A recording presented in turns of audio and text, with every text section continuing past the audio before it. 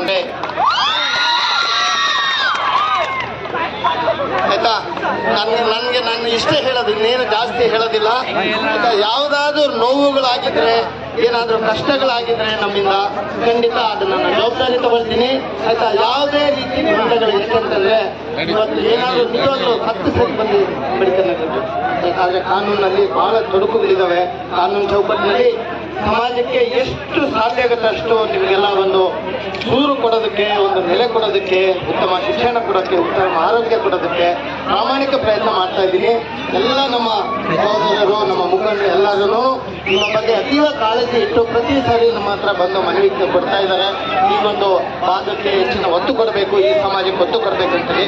ಖಂಡಿತ ನಾನು ಯಾವುದೋ ಒಂದು ಜಾತಿ ಪಟ್ಟ ಒಂದು ಕಳಂಕ ಇಟ್ಕೊಂಡು ನಾನು ಬಂದಿಲ್ಲ. ಎಲ್ಲರ ಪ್ರೀತಿಯಿಂದ ನಾನು ಶಾಸಕ ಆಗಿದ್ದೀನಿ. ನಿಮ್ಮ ಋಣ ತೀರಿಸೋದಕ್ಕೆ ಇಷ್ಟೇ, ನಾನು ಒಳ್ಳೆ ಕೆಲಸ ಮಾಡ್ತೀನಿ, ಸಮಾಜಕ್ಕೆ ಯಾವಾಗಲೂ ನಿಮ್ಮ ಜೊತೆಗಿರ್ತೀನಿ. ನೀವು ನನಗೆ ಸಹಕಾರ ಕೊಡೋವರೆಗೂ ನಾನು ನಿಮ್ಮ ಜೊತೆಗಿರ್ತೀನಿ. ನಿಮ್ಮ ಕಷ್ಟಕ್ಕೆ ಧನ್ಯವಾಗ್ತೀನಿ. ನಿಮ್ಮ ಜೊತೆಗೆ ಸದಾ ಇಲ್ಲಿ ಪ್ರಿಯಕ್ಕೆ ಡ್ಯಾನ್ಸ್ ಮಾಡೋಕ್ಕೆ ಅಪ್ಪಗಳು ಮಾತಲ್ಲ, ನಿಮ್ಮ ಕಷ್ಟದಲ್ಲಿ ಯಾವತ್ತೂ ನಾನು ನಿಮ್ಮ ಜೊತೆಗಿರ್ತೀನಿ ಅಂತ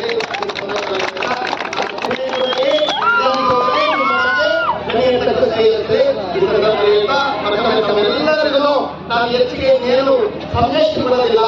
ಏನೇನು ನೋವುಗಳಿದ್ರು, ಏನೇನು ಕಷ್ಟಗಳಿದ್ರು ಕೂತ್ಕೊಂಡು ನಾವು ಮಾತಾಡಿ ಬಗೆಹರಿಸಿ ನಿಮಗೆ ಏನು ಇಲ್ಲಿ ಇವತ್ತು ಮನೆಗಳಿಗೆ ತಮಗೆಲ್ಲ ಗೊತ್ತಿದೆ. ಈಗಾಗಲೇ ಎಲ್ಲ ಮನೆಗಳಿಗೆ ಅತಿಥಿಗಳು ಬಂದಿದ್ದಾರೆ.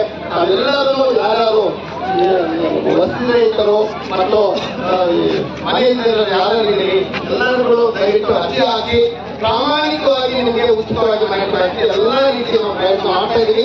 ಈಗ ಬರೀ ಬಂದಿರೋ 622 ಮನೆ ಅಷ್ಟೇ, 622 ಮನೆ ಅಷ್ಟೇ ಅಲ್ಲ, ಇನ್ನೂ ಅಧಿಕವಾಗಿ ಇನ್ನೂ 1000 ಮನೆ ಬೇಕಿದ್ರು ಕೊಟ್ಟು ನಿಮ್ಮ ಜೀವನ ನಿಮಗೆ ದೂರಪಡಿಸಬೇಕು, ಮೂಲಭೂತ ಸೌಕರ್ಯ ಕೊಡಿಸೋದಕ್ಕೆ ನಾವು ಎಲ್ಲ ರೀತಿಯ ಪ್ರಯತ್ನ ಮಾಡ್ತಾ ಇದ್ದೀವಿ. ಅದನ್ನು ಬಳಸ್ತೀವಿ ಅಂತ ಈ ವಿಷಯಕ್ಕೆ